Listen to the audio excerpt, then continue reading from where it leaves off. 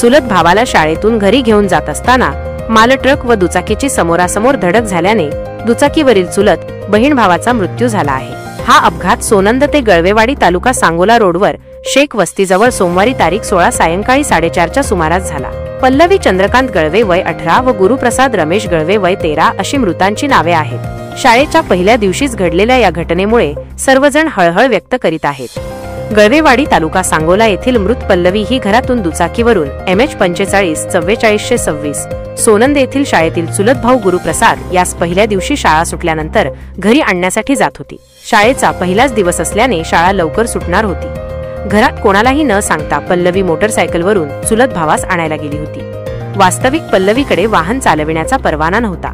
जवळच्या अंतरावरील शाळेतून लगेच चुलत भाऊ गुरुप्रसादला घेऊन येऊ म्हणून ती गेली होती।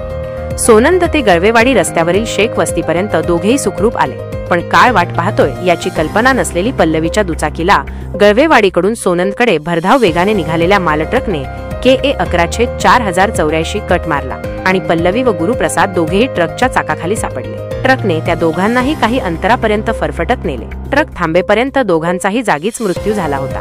ट्रक लाकडाचे ओंडके घेऊन जात होता।